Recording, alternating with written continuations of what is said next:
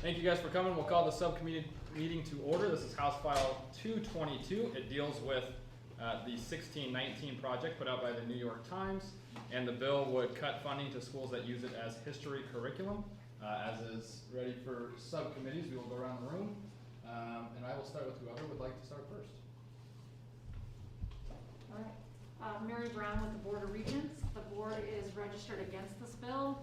The board feels legislating academic course content is not appropriate. Thank you, Mary. Jeff Smith, Iowa Association of Community College Trustees. Representative, we've already had this conversation. I appreciate taking the time. All content aside, our community colleges are governed by a locally elected board of trustees, so we would be opposed to anything that takes that kind of local control away from them. Sure. Thank you, sir. Gary Moser, is a private citizen. I'm a retired classroom teacher, mostly in Colorado, California, but I'm back to my native Iowa now. And now, as I understand it, if I'm opposed to this bill, that I'm opposed to the 1619, right?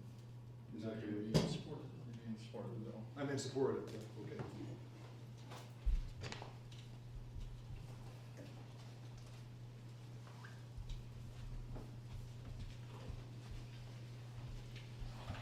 Pastor Sam Jones from Faith Baptist Church over in Hudson, Iowa. I'm here today to speak in support of House File 222 and to oppose the use of the 1619 project in our school systems. The 1619 project paints a fallacious picture of the United States by using standpoint epistemology and critical race theory to reinterpret the founding of our nation and key principles that were once woven into the fabric of our society. Specifically, the 1619 project seeks to reinterpret history to tell children that America was founded on racism and founded to continue racism, and that there remains a system of racism and oppression. The 1619 project teaches that America was founded as a slaveocracy. The motivation of the founding fathers in 1776 was to continue slavery. The enumerated ideals in the Declaration of Independence, specifically that all men are created equal, were false when they were written, and that capitalism is a form of slavery. Here's a quote specifically from the 1619 project that shows its inaccuracies. It says, quote, "Our Declaration of Independence, signed July 4th, 1776, proclaims that all men are created equal and endowed by their Creator with certain unalienable rights, but white men who drafted those words did not believe them to be true for hundreds of thousands of black people in their midst," close quote. 3 of the 5 drafters of the Declaration of Independence, Roger Sherman, Benjamin Franklin, and John Adams, didn't own slaves. Benjamin Franklin became president of the first abolitionist society, so that is just absolutely a ridiculous statement. A great many other founders also opposed slavery, including Samuel Adams, William Cushing, a lawyer and a jurist, an opponent of slavery, a member of the Constitutional Conventions of Massachusetts, a Chief Justice of the Massachusetts Supreme Court, the first Associate Justice of the U.S. Supreme Court appointed by George Washington. And he wrote in the case of Commonwealth versus Jennings in 1783, which abolished slavery in the state of Massachusetts. Cushing wrote this: "As to the doctrine of slavery and the right of Christians to hold Africans in perpetual servitude and to sell and treat them as we do our horses and cattle, that has been herefore countenanced by the province laws, a different idea has taken place with the people of America, more favorable to the natural rights of mankind and to the natural innate desire of liberty, which heaven has inspired all the human race. Upon this ground, our constitution of government, by which the people of this commonwealth have solemnly bound themselves, sets out with declaring that all men are born free and equal, and that every subject is entitled to liberty, and to have it guarded by the laws, as well as life and property.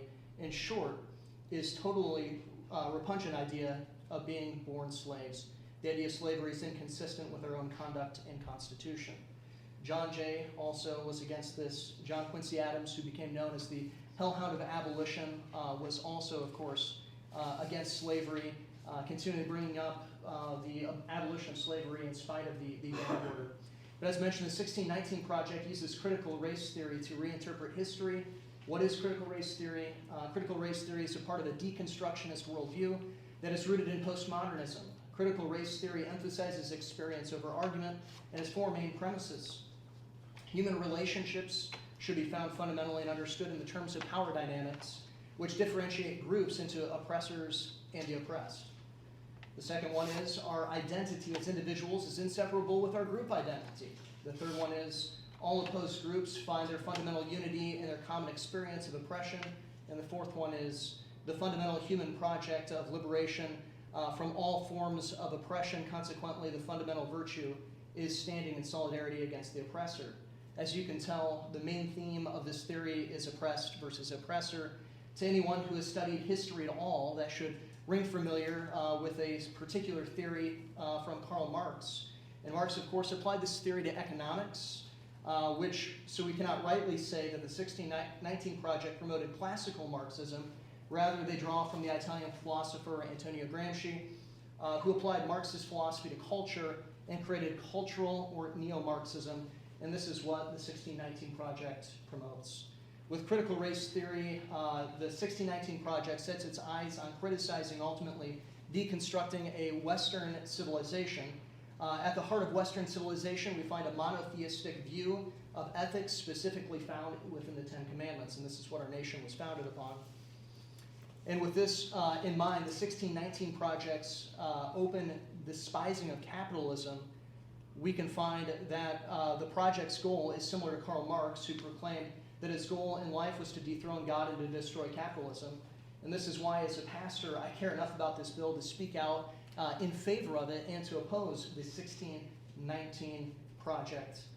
Today, I want to plead with you to love your country, to love your neighbor, and to love the truth by standing against this horrific project and by supporting House File 222. Thank you. Paul Dykstra, Director of Iowa Prayer Caucus, just here to observe. Wife Nancy. I'll go back to you. Yep, that's fine. Go over here. Go for it. Okay. Emily Piper, representing the Iowa Association of School Boards. We're registered in opposition to this bill. We're not registered in opposition to this bill because we believe or endorse what the 1619 Project is talking about. We're in opposition to this bill because we don't believe we should go down the path of having state legislatures set laws as to what we can and cannot teach and what curriculum we can and cannot use. We think that's a very dangerous precedent. We have locally elected school board members who are the ones that are responsible for making those decisions, and we encourage those decisions to be left there. Thank you. Move over here. If you'd like, if you're going to make a longer speech, you're welcome to stand over here. You can stand over there. Do whatever you want. Hi, my name is Nicole Hassell, and I am a citizen here, and I'm from Johnson, Iowa. I agree with this bill. As a mother,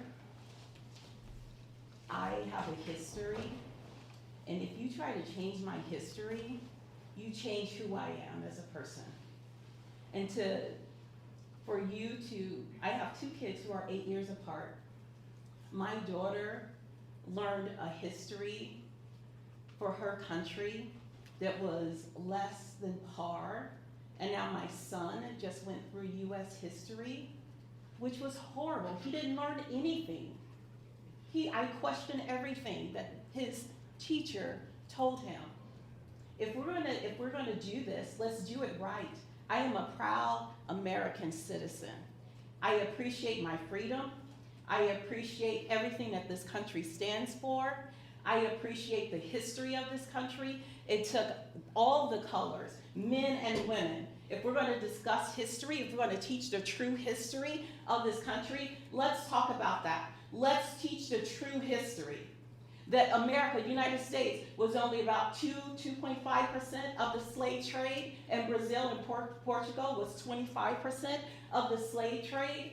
Let's talk about Reverend Manning, Hoosier, who preached to the middle-class white and converted them. When they moved over to Indiana, that's why they're called Hoosiers. But no one is talking about that. No one is telling our children what this is and what the true meaning of being a U.S. citizen means.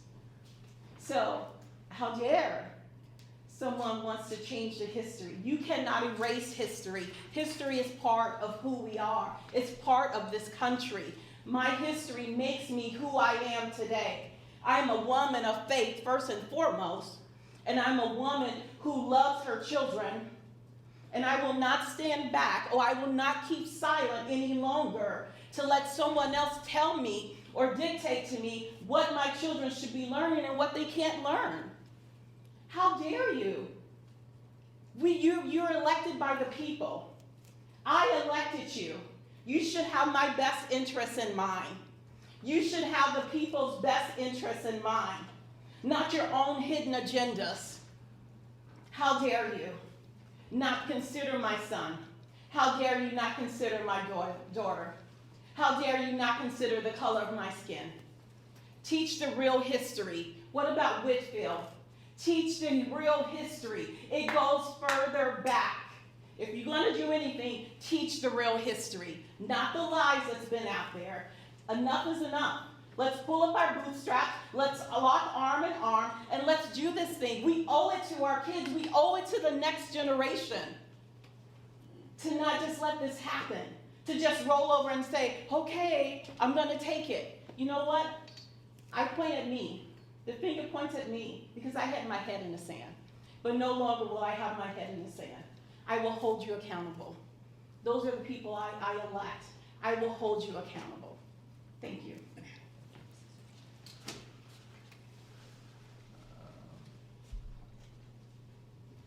it's okay, if you have time, I'll read a statement from someone who's not here when everyone else has spoken. Okay, you're saying that.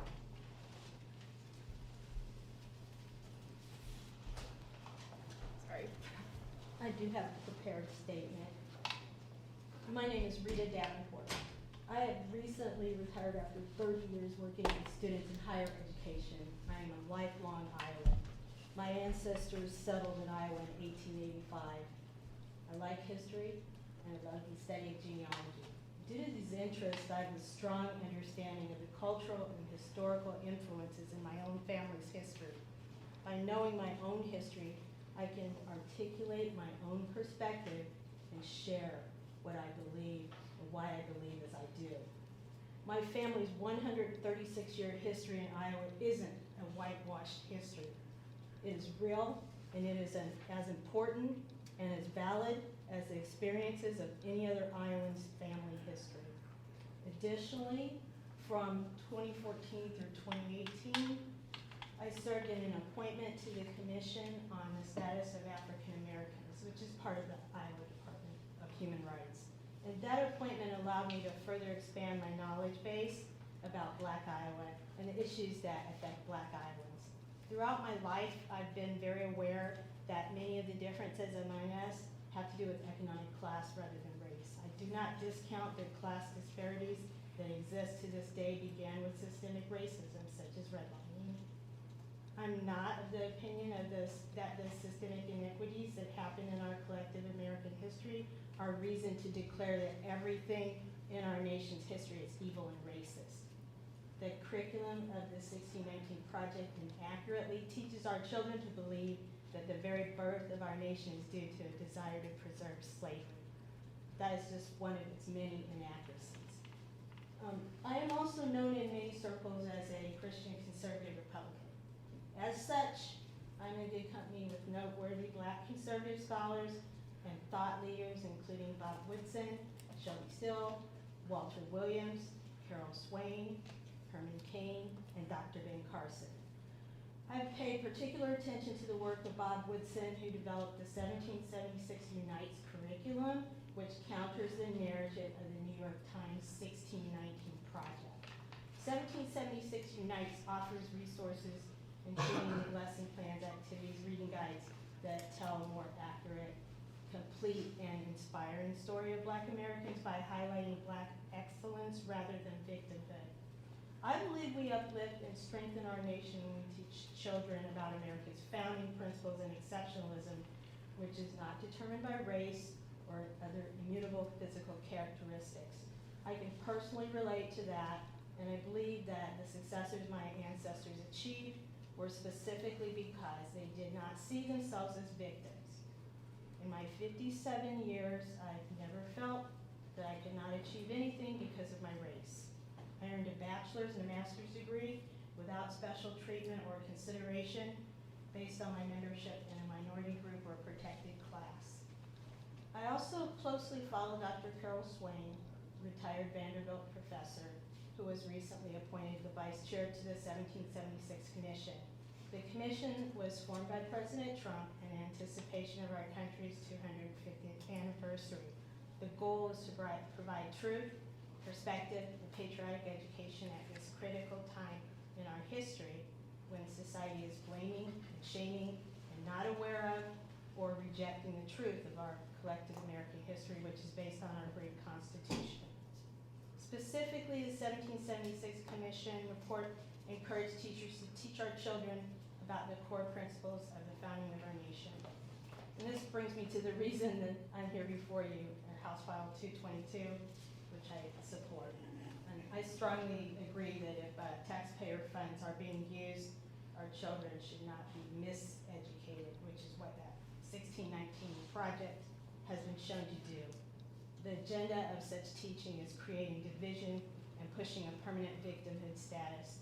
The BLM movement and its Marxist ideology seeks to permanently change, and I believe to destroy our country by repackaging our national history as something evil from its core and therefore not worth preserving. I say beware. These same types will never be satisfied until their change movement includes rewriting our Constitution. On the contrary, I'm part of a group of movement of law-abiding, freedom-loving patriots, and we know that we can't save our country if our children are taught civics and to understand our Constitution rather than being miseducated into the belief that our nation is only of the oppressed and the oppressors.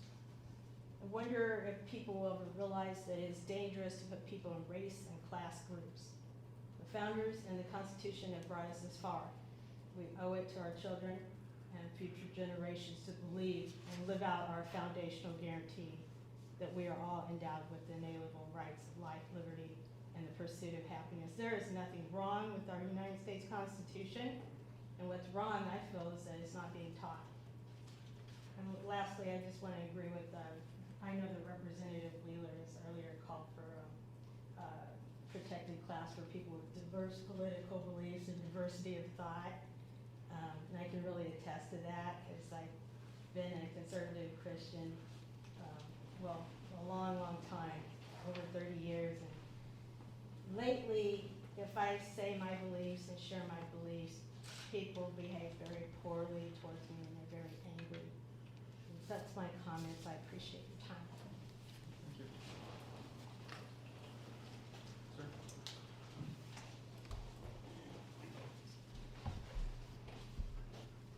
I'm Bernie Hayes from Cedar Rapids. I worked at Rockwell Collins for 37 years and retired 5 years ago as a systems engineer. I originally grew up in Baltimore, Maryland, but I've been an Iowan for now 43 years. I want to start with a story that actually comes from my home state and hometown. And first of all, I do want to share that I welcome the fact that we have a legislative body that's looking into this issue.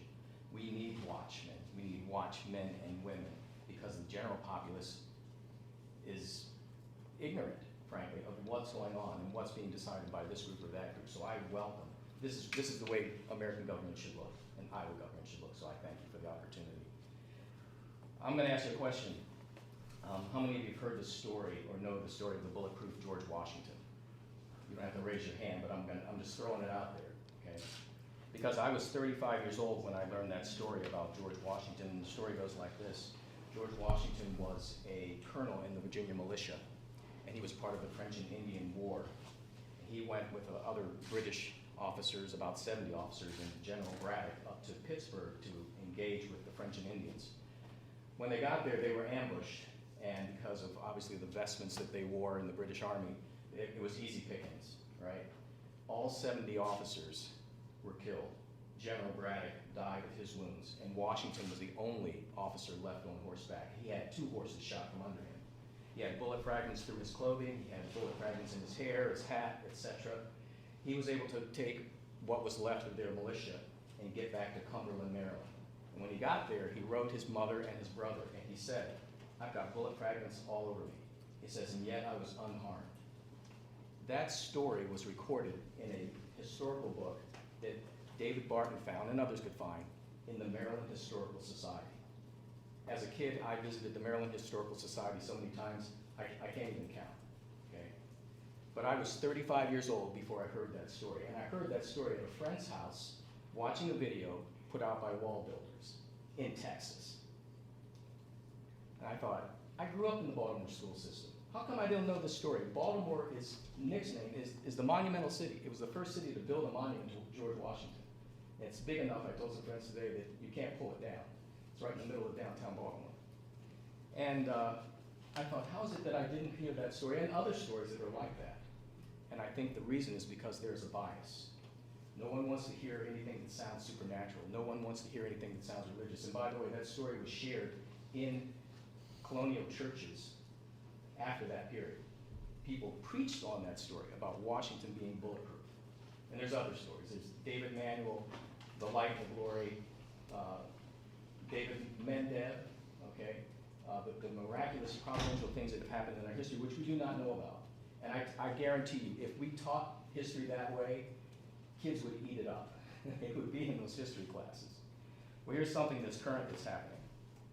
There's a group of Democrats in our Congress, U.S. Congress, that have come together and they call themselves the Congressional Free Thought Caucus that demands the removal of Christian influence from the nation's culture. If it wasn't for a friend who texted me the story, I wouldn't be aware of it, okay? I'm sharing it with you today. I mean, I don't want to see the pledge denied, or you don't have to do it. I don't want to see In God We Trust taken off of our coinage and so on.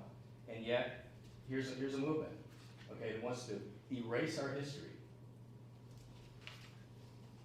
This isn't new. The Apostle Paul wrote this over 2,000 years ago from 2 Timothy. For a time is coming when people will not tolerate sound instruction, but having itching ears, they will gather to themselves one teacher after another, chosen to satisfy their own liking and to foster the errors they hold, and will turn aside from hearing the truth and wander off into myths and man-made fictions.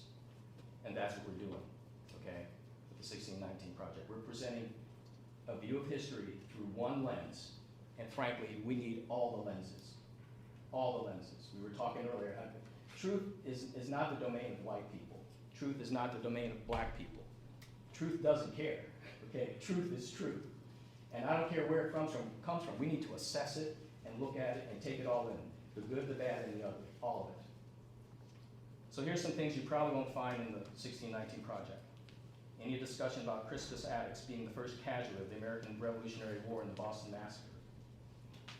You might not hear about Primus Hall, who gave up his bed for a place for George Washington to sleep. Now here's an interesting thing. George Washington was a slave owner, and yet he was visiting these friends, and they didn't have enough beds for everybody to sleep in, but they thought, well, the servants' quarters, we can give him this bed. And Primus gave up his bed for George Washington, and when George Washington realized that, he said, Primus, there's enough room here for both of us. You lay on that side, I'll lay on this side. Here's a slave owner sleeping with an African American. What's that all about? Okay, at the time there was no ostracism, no evil associated with two men sleeping back to back in a bed or whatever. Okay, but just the fact that George Washington did that, even as a slave owner, he wasn't so high and lofty that it was like, get your own bed. How about this? Samuel Salem Poor, decorated hero of the Battle of Bunker Hill, performing feats of bravery too numerous to recount, which George Washington personally commended these men for. Peter Salem, 14 accommodations before Washington himself for acts of bravery. He killed British Major Pitcairn.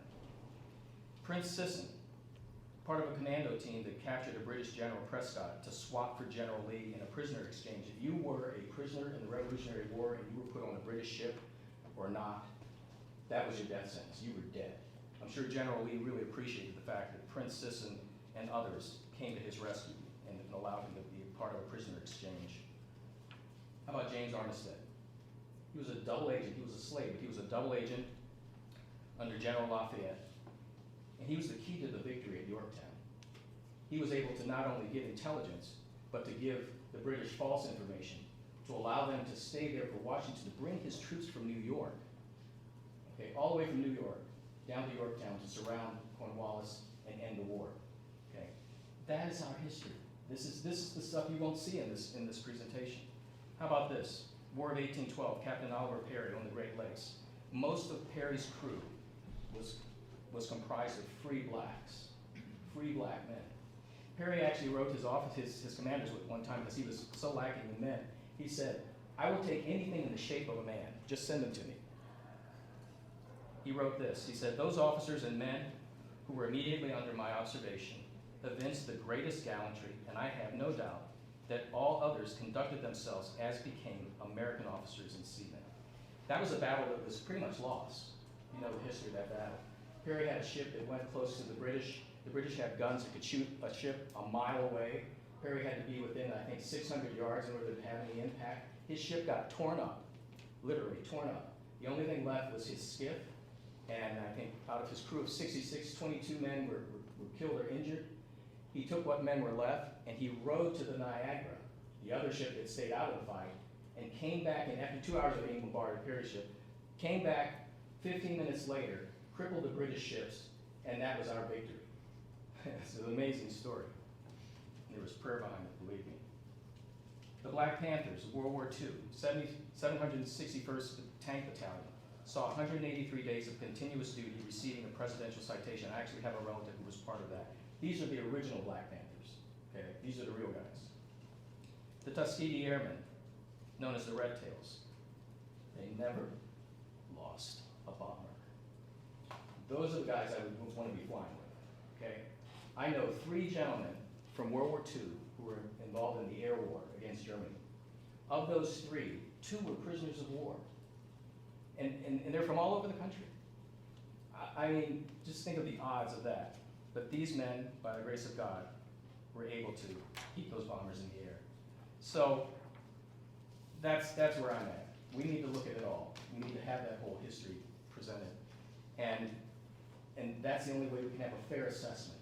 Washington himself, others that were part of this history, the black history, etc. We need to have it all and not just one lens of it.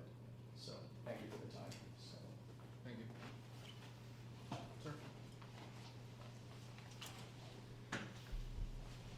Hi, my name is Pete Hurd. I am representing the Iowa Federation of Labor, AFL-CIO. I actually empathize with a lot of people in this room today. There's a lot of talk in education and how it is important. And we do need to talk about more things than we talk about right now. But we need to be focusing on critical thinking with our children, not indoctrination. By prohibiting this conversation is really a censorship of our history. We should be learning from it, not trying to hide from it. And on a personal level, I grew up in a nearly all-white community. I went to a nearly all-white school.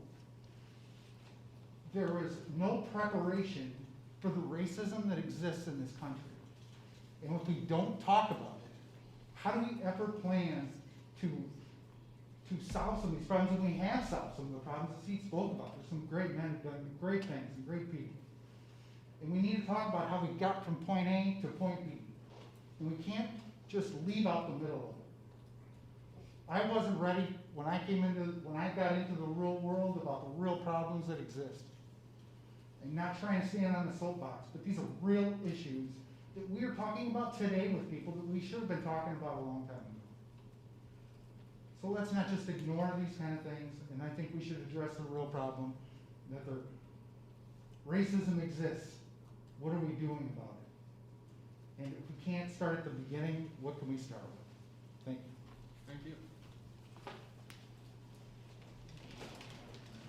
Renee German, I'm with the Iowa Department of Education, legislative liaison, and I have brought our attorney with me, Thomas Hayes, a couple of things for consideration. Sure.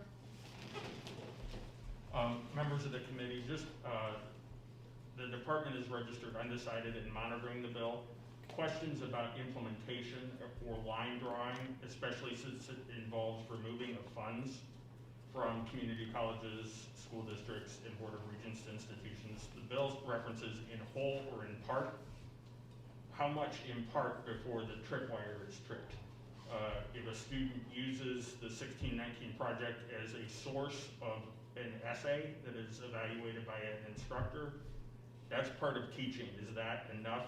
Is that part of the curriculum? Does that trigger that loss of funding? The second question would be, if a second potential line drawing issue would be if some independent curriculum, independent instructional material has some crossover with the 1619 project, not based on, but incorporates some common ideas or common themes, or might incorporate themes from both the 1619 project and the 1776 project in like one combined unit.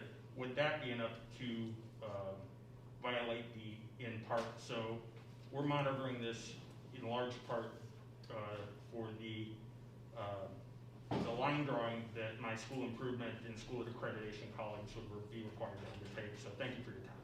Thank you. Hello, I'm Laura Hesburgh with the Iowa Coalition Against Domestic Violence. We represent the collective experience of people who dedicate their lives to serving victims of violent crime and who know all forms of violence and oppression are interconnected and directly impact the ability for individuals to thrive and be safe. We urge you to reject this bill. We would not support and share the views of many here penalizing public institutions for what teachers and professors would include in their curriculum regardless of topic. It's inappropriate, it's not the place of legislators to do that. But what makes this bill exponentially worse and more offensive to us is that it singles out this specific topic or content, like the 1619 project, as if it would be harmful for a teacher to include that in their curriculum. The very purpose of this project is to fill in the gaping lack of information about the consequences of slavery in our country and the contributions of Black Americans that have been left out of a lot of history books, and essential to our understanding of how we are and how we evolved as a culture and a country. Look, maybe a librarian, I saw a quote on Facebook that I think said it best about history. A librarian was quoted saying, "Studying history will sometimes disturb you. Sometimes it will make you furious and angry. But if studying history always makes you feel proud and happy, then you probably aren't studying history." Look, what we don't know, what we can't acknowledge in our lives, it can and does and will continue to divide and cause us pain. I represent victims of violence. For years, no one talked about abuse in families. The more we talk about it, the more we can address it and do something about it. I don't know what we are afraid of and why we are singling out this legislation, but circling back, it's certainly not the purpose. It would be of legislators to dictate what a professor or a teacher teaches in our classroom. We can all have differing views of history. I was a history major at UNI, and there was healthy debate in those classrooms, as there should be in every classroom in high schools all across America. I don't mean to dishonor anyone's views here, but we can't be afraid of opposing views. We just urge you to reject this bill. It's a divisive bill, it's unnecessary, and we don't understand what folks are afraid of. Thank you. Thank you. Is there anybody else that'd like to speak? Tamara, do you want to read that? You're welcome to.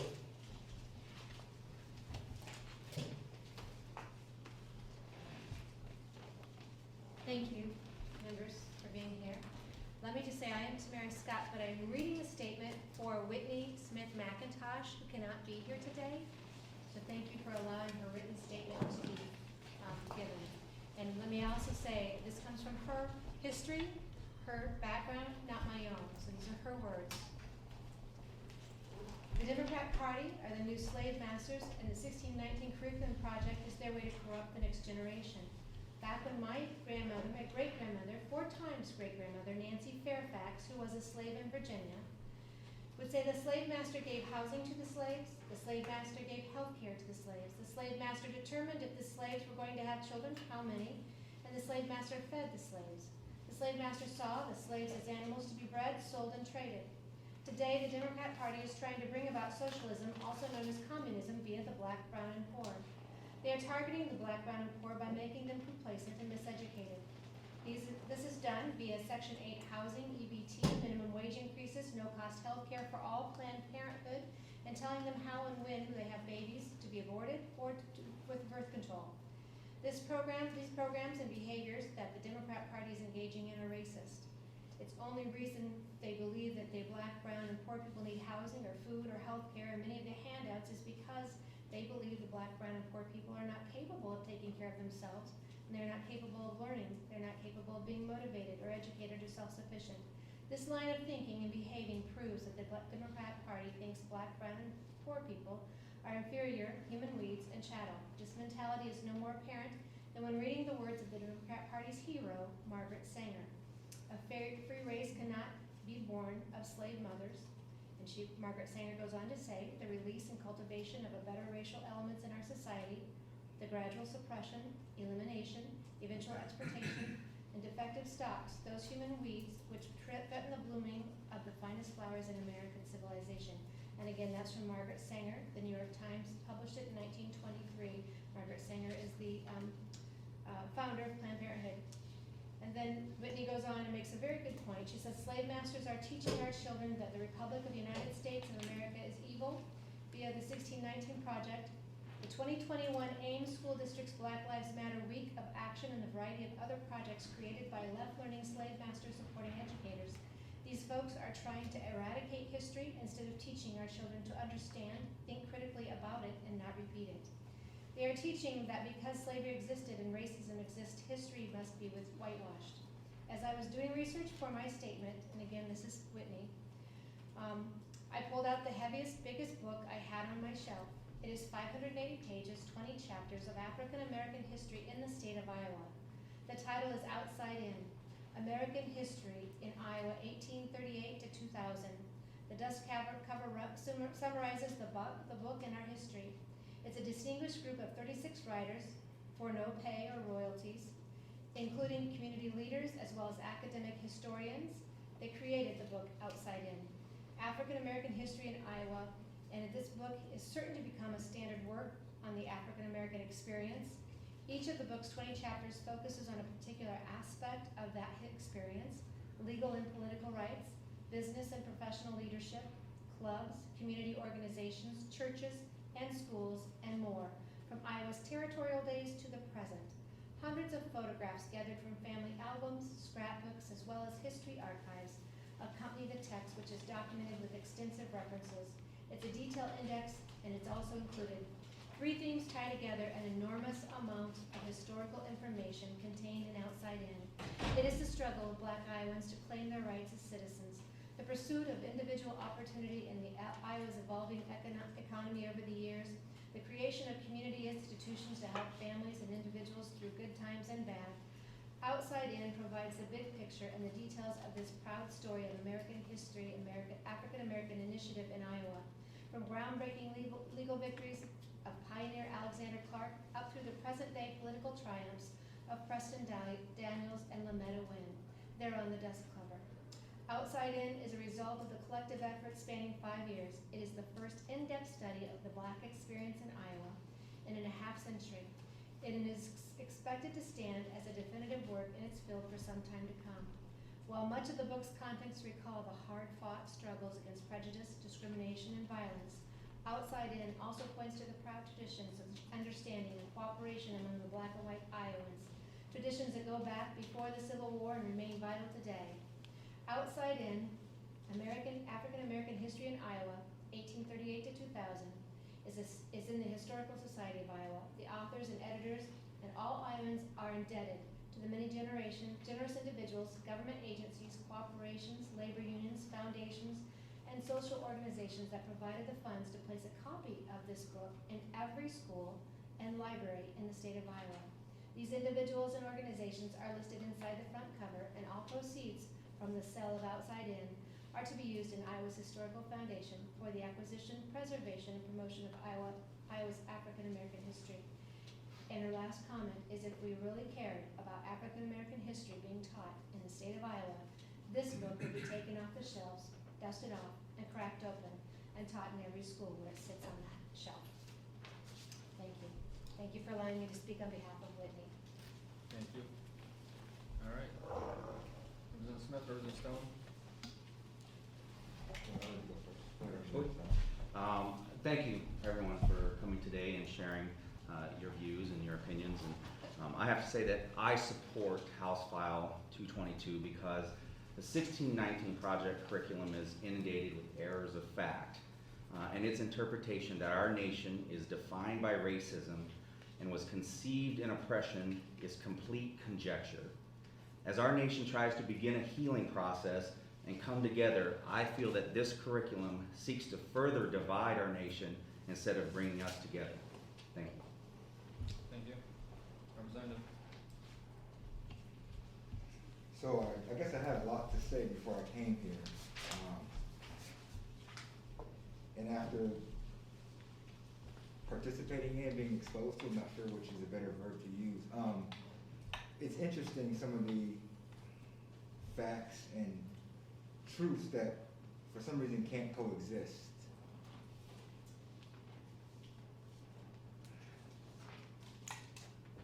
Whitney, your statements, I'll pray for you because I do not believe that the Democratic Party in any fashion is you slave masters. To me, that's an offensive statement as a proud Democrat, as a black man in America. It's hard to entertain.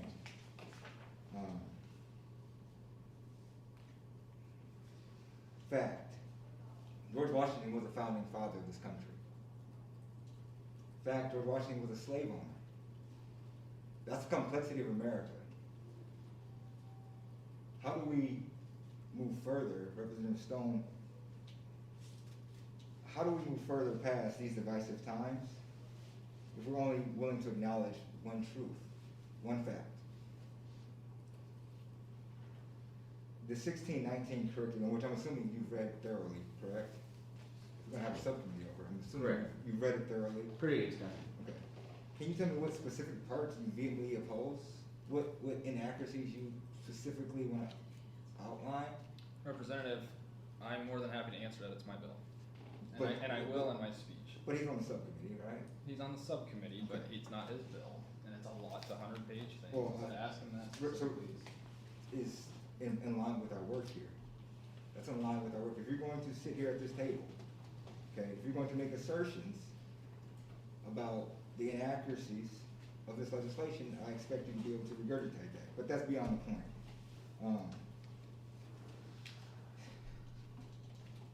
Representative Wheeler, I know this is your bill. It's in line with other pieces of legislation that you brought forward that want to give educators Class C and D felonies for teaching curriculum that you find harmful to students. So this is, I believe on its face, it is a piece of your legislation, unfortunately, sir. Okay. But I believe that to mandate, well, I'll ask you this question. Is there a mandate that the 1619 curriculum be taught in schools?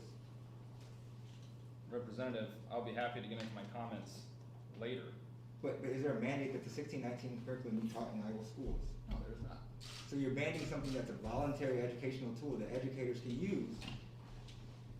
Representative, if there was a curriculum, if there was a set of 100-page But document. Representative Wheeler. No. I'm If you're asking a question, can I? Yeah, but is it a mandate that the 1619 curriculum be taught in Iowa schools? Is that a mandate? It is not a mandate. Okay, so we're seeking to ban something that is not a mandate, a voluntary piece of curriculum that is unfortunately not used broadly. This is my time to speak, sir. Okay, but you're gonna ask me questions. You answered it. Okay, well, there was more to the answer, but no, So, you're right, it is your time, and I give you your time. The founding fathers have gotten us this far. This is true. But that's been a collaboration with Dr. King, with Frederick Douglass, with Malcolm X, even with the Plan for a Perfect Union that we passed here last year. Our founding fathers set forth an ideal of America, okay, one that was complex. The statement that the founding principles of this country are freedom and equality, how can this be so true, right? The ideal can be true, but the principle in itself is like theory and practice. In theory, it sounds great. In practice, though, my ancestors, okay, were not free or equal. Equality to this day is something that we're striving for. Otherwise, the Plan for a Perfect Union, there was no need for that. And maybe you reluctantly voted for it, I don't know. But I can tell you this, equality does not exist broadly in this country. If you look at the data, statistics, black and brown people earn less. Okay, there's a reason that Section 8 vouchers have to exist. Equal opportunity is not given. Freedom is not free. I don't have the freedom to do certain things. I don't have the freedom from certain things that you do. That's freedom. That is not equitably shared for every American in this country. So, to get that stuff out of the way, to not dive into partisanship, our job here is to legislate based on what's fact and what we've seen throughout the history of the educational process in the state of Iowa. Allowing educators the ability to charge their students with critical thinking skills. Texts, okay, essays, like the 1619 project, right, which is a culmination of essays, to be able to take from it what they will, to explore it from what they will, and create their own ideal about what that means for this country is how we get past this divisive nature. But to not know our history is to repeat it. Agreed. Okay, so how many times in school were any of us taught that 1619 is when the first slave was brought to this country? Very few people were taught that, right? I didn't know that. Is that unfortunate? Because to me, that is when my ancestry started. That is my origin story in this country. See, my father was born on a sharecropping plantation in 1950. I'm the first Smith to not be born on the same plantation where my father was born, where his mother was born, great-grandmother was born. So America is a great place because now I get to sit here as State Representative RasTafari Smith and talk about how important the opportunity for my children to explore curriculum as a piece of an educational tool to devise their own beliefs about what America is to them. But America is about the ability to explore curriculum. America is about the opportunity to have diverse thought, rigorous debate about what it means to be an American, what America represents.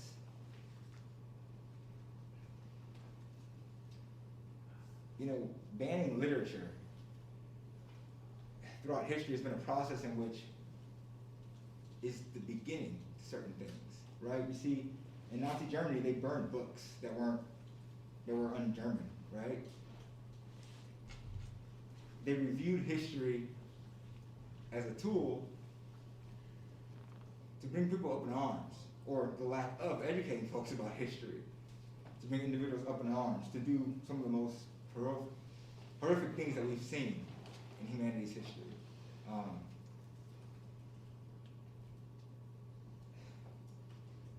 We need all the lenses of history. I agree. We do. I think this provides us a lens of history. My perspective of America may be different than yours. My perspective of the 1619 curriculum may be different than yours. But your perspective is very much different than mine. But I don't seek to ban your perspective. Our Republican peers are pushing to add political affiliation as a protected class because you want your voices to be heard. You don't want to be silenced. You're upset about what happened on some college campuses. The same thing that you're pushing for is the same thing that right now you're strangling. I don't support this legislation. I think it is short-sighted. I think for the legislative body to believe that it has the overarching tyrannical right to dictate what we teach in our schools is quite an overreach. I do not think it's in line with Democratic or Republican principles.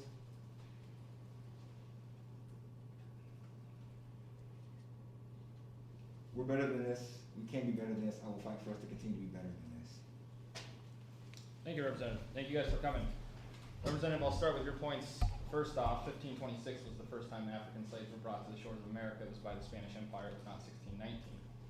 You talk about why are we banning something if it's not mandated. There's certainly efforts to ban guns. It's not mandated to carry guns. There's certain efforts right now, including myself, to ban abortions. Those aren't mandated. We can look at things that maybe aren't great and take a look at it and say, is this really what we want? We have a responsibility with taxpayer dollars to use it responsibly. And I'm going to get into and make my argument on what this really is about. And I've dug through this, I've dug through it extensively, and I'm very upset with the people that try to question whether or not I've done that. I've probably done more homework on this than 99% of Iowa. You compare this bill with Nazi Germany. There is nothing in this bill that seeks to distort or seeks to remove the teaching of slavery or Jim Crow, things that I said that we need to learn about, because history is about learning from your history so you don't repeat those things in the future. To compare this to Nazi Germany to me is extremely offensive. We need all the lenses of history. I agree, history specifically is the key word there. And you talk about, well, we have a bill to try and protect political ideology, and so I'm a hypocrite, right, like the Globe Gazette says and everything else like that. And that's fine, you can make that case all day long. But there's a huge difference between trying to get somebody fired for supporting President Donald Trump and then using taxpayer dollars to advocate for leftist policies. And so I will get into my comments after I say that. I do appreciate your comments and your perspective. I appreciate everybody else's perspective here. I've had several conversations with many in the black community as well about this topic at hand. The 1619 Project seeks to tear down America, not lift her up. It seeks to divide, not unify. It aims to distort facts, not merely teach them. And it does so as leftist political propaganda masquerading as history. The 1619 Project has been shredded by historians and scholars all over the country from different races, political ideologies, backgrounds, religions, and creeds. It is riddled with factual and historical errors. It has refused to accept or correct the historical inaccuracies that they have laid out. Why is that? Because as the founder of it said, this wasn't really a historical project. This was a narrative project, or as I call it, leftist political propaganda masquerading as history. There is no curriculum established in this bill. There's nothing in this bill that bans the teaching of slavery or Jim Crow. As I said, both should be taught. There is nothing in this bill that changes a single social studies standard, unlike a different bill that some people in here who are registered against mine have not registered against themselves. Historically, the 1619 Project fails from the very beginning. There are three main claims that simply don't hold up to scrutiny and are outright false. First off, the author, Nicole Hassell, in her essay that kicks off the project, made the wild claim that the colonists fought the Revolutionary War over the preservation of slavery. This was relentlessly attacked by historians and scholars all over, and so she changed to say that some of the colonists fought to preserve slavery. There's no mention of taxation without representation, or the debts that were incurred from the French and Indian War, or even the Stamp Act, all of which were they're commonly accepted reasons for the Revolutionary War. Slavery was not under threat from Britain. This first claim by Nicole Hassell is absolutely egregious. Another false claim was that the institution of slavery made America wealthy. It actually slowed the economic development of the South, as it turns out that people who get paid to work and are treated better tend to be better economic producers as opposed to those who are forced to work for free at the crack of a whip. This was wrong, it should never have happened, and people need to know that it did happen. Famed economist Thomas Sowell has pointed out that the South had just around 1/6 the number of factories as the North. The North had more skilled workers, better railroads, and New York had more banks in its entirety than the entirety of the Confederacy. Kentucky State University political science professor Wilfred Riley calls the South an economic backwater. The project also refuses to acknowledge that nearly 360,000 Union soldiers died to free roughly 4 million slaves. Again, the project is wrong on their history. Of course, the main argument of the project is that America is inherently racist, founded on slavery, racism, and bigotry. However, again, that simply isn't true. America is the only majority white country in the world to elect a black president, and we've done it twice. Though many Republicans, like myself, did not support President Obama, several would gladly support Ben Carson or Tim Scott or Candace Owens if they ran for president. In the last 50 years, America has received over 2 million immigrants from Africa. Professor Riley asks a very important question. Why would these folks be moving here if this really is a racist, evil country like the 1619 Project claims it is? The political propaganda in this project, which is hardcore leftism, let's just be honest, it's what it is evident in just about every single essay in these works. Here are just a few examples of what it does. It advocates for universal health care and socialized medicine. It advocates for a minimum wage hike. It advocates against drug testing employees. It advocates against voter identification laws, calling them racist. Advocates for counting illegal aliens on the U.S. Census, and if you oppose it, you're racist. Advocates for releasing criminals early due to COVID-19, and I have a much longer list and I won't share it. In a letter to the New York Times, 5 historians, including the famed Gordon Wood, criticized the project for their many historical and factual errors. In this, they write, these errors, which concern major events, cannot be described as interpretation or framing. They are matters of verifiable fact, which are the foundation of both honest scholarship and honest journalism. They suggest a displacement of historical understanding by ideology. Dr. Arnn at Hillsdale College calls the project an ideological campaign to undermine Americans' attachment to our founding principles and the Constitution. Now let's get into the curriculum a little bit. In the curriculum, the political goals of this can be seen even more evident. I'll just list off 3 questions that are in this curriculum. What current financial systems reflect practices developed to support industries built on the work of enslaved people? How have transportation systems reinforced segregation? How have policy and exclusion from government wealth building programs limited Black Americans' opportunity to accumulate wealth? The first question assumes that current financial systems can be tied to slavery. It doesn't give you an opportunity. It's like asking, when did you start beating your wife? Well, the answer to that is I didn't start beating my wife, but it puts you in a box. The second assumes that today's transportation systems reinforce segregation. It doesn't give you an opportunity to say that it doesn't. And the third question, which is the narrative that many in the Black community despise of this project, and why Robert Woodson and the Woodson Center and the 1776 Unites Project really cropped up, is assumes that Black Americans need government programs to accumulate wealth. Of course, they don't mention Madam C.J. Walker. She sure didn't need it. One lesson plan turns fourth graders into advocates for leftist policies. Another has a leading question that makes definitive that 1776 was hypocrisy. That is fact. That's what this says.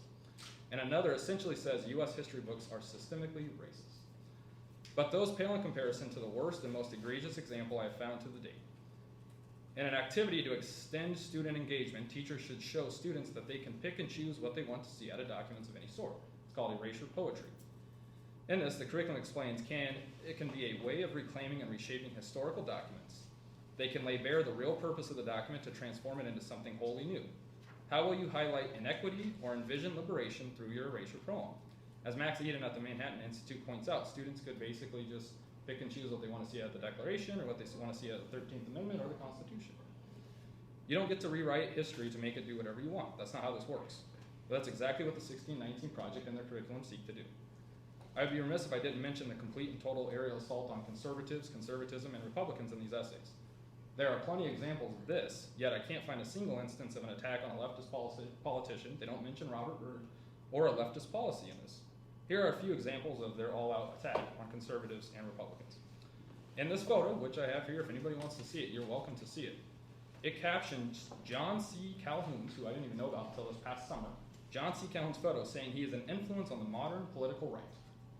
A racist is an influence on the modern political right. It says that modern-day conservative movement was born out of slavery and Jim Crow. It insinuates that voters picked Ronald Reagan not because of his policies, but you guessed it, because they're racist. It essentially calls the Tea Party movement, it really does call it, a racist movement born in 2010, not as a response to debt and spending and what people saw as a growing federal government. It equates former Majority Leader Eric Cantor as well as former Majority Leader Mitch McConnell's political tactics with that of John C. Calhoun. And of course I can go on. The project also insinuates that country music radio is racist for pulling a song off their stations, that traffic jams in the suburbs are due to racism, and that filling out Excel spreadsheets can be linked to Southern plantation management, all of which are absurd. There are a few things that don't quite up and that don't make sense either. First, and this is a legitimate question that has not been answered, why are Frederick Douglass and Martin Luther King Jr. barely mentioned in these essays? It's simple, because both of them believe in the founding principles of our country. Douglass called the Constitution a glorious liberty document, and MLK reaffirmed the principles, promises, and truths in the Declaration. Secondly, the writers and contributors to this project are clearly of the political party and that viewpoint. Why didn't they ask Thomas Sowell or Tim Scott or Jason Riley of the Wall Street Journal to contribute? They were largely left out because they didn't fit the narrative. Much of the history in this has been blasted by historians and scholars all over. May I remind you that many of these historians and scholars likely don't line up with my political beliefs. It is estimated that for every Republican in a university history department, there are 30 Democrats. Gordon Wood, who I mentioned earlier, largely considered the authority on the colonial era, blasted the project. Same with James McPherson at Princeton University, who's often considered to be the leading historian of the Civil War era. How did Nicole Hassell respond to this? She didn't debate them. She didn't take into consideration what they said. She just called them old white men. Hannah Jones' problem got worse when Robert Woodson and the Woodson Center recruited many black historians and scholars such as Carol Swain and Wilfred Riley, not necessarily to rebut the 1619 Project, but to bring to light something different. 21 signers of the letter from the National Association of Scholars states, we call on the Pulitzer Prize Board to rescind the 2020 prize for commentary awarded by Nicole Hannah Jones for her lead essay in the 1619 Project. They point out several factual and journalistic errors and the refusal of the author to recognize them. Signers of these include professors from Michigan State University, the University of Virginia, and Brown University. 12 Civil War historians have blasted the project, focusing on the essay on capitalism and the economics of chattel slavery. These include professors from Yale, Notre Dame, and Princeton. And to show you how broad the criticisms of this project is, look no further than the World Socialist website, which has several interviews with historians who unyieldingly denounce the project's claims. This project is about politics, it's not about history. It's about narrative to drive a political agenda, not about bringing certain parts of American history to light. If you want more proof, look no further than the issue of abortion. Abortion is left out of these essays and topics. One must ask themselves why. One can make a real argument that the system of abortion was born in racism. Margaret Sanger, the founder of Planned Parenthood, was actually racist and wanted to cut down on the number of births coming from the African American community. Later on, the organization she founded targeted black neighborhoods. Today, in Iowa, and this was sent to me by a very staunch pro-life African American woman last night, in Iowa, roughly 3.5% of the population, according to her from 2017, was made up of black women. However, surgical abortions are performed on a much higher rate on black women. It would be 17% of surgical abortions. We should teach about the evils of slavery and Jim Crow. We can acknowledge the sins of the past by making sure we don't repeat them. I'm a proponent of the 1776 Unites Project, which aims to bring inspirational and patriotic stories of African Americans who have overcome challenging situations. I went through their curriculum, went through the story on Benjamin Banneker. I loved it. I thought it was phenomenal. And we can do this without lying or pushing a political agenda or attempting to destroy men like Abraham Lincoln and Thomas Jefferson. But when it comes to having the 1619 Project in schools as curriculum, I'll simply share this quote from Samuel Gregg, a research director at the Acton Institute. History curricula, however, should accurately represent facts, place them in their proper context, which this clearly does not do, and draw on a range of sources. In these areas, the 1619 Project comes up short.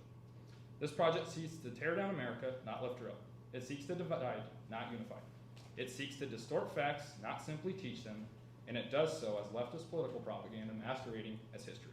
We must reject revisionist history and leftist political propaganda and move House File 222 forward. Thank you guys so much.